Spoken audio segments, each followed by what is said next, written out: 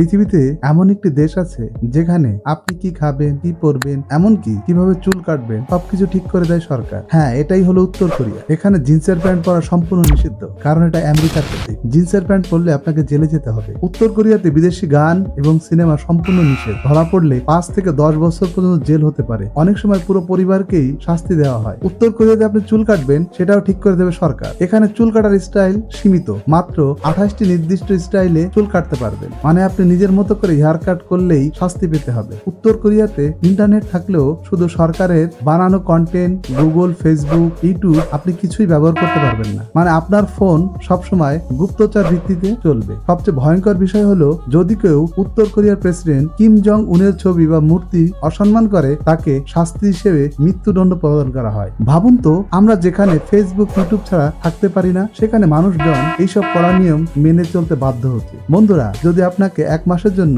উত্তর কোরিয়া পাঠিয়ে দেওয়া হয়, আপনি কি বেঁচে থাকতে পারবেন? কমেন্টে জানান।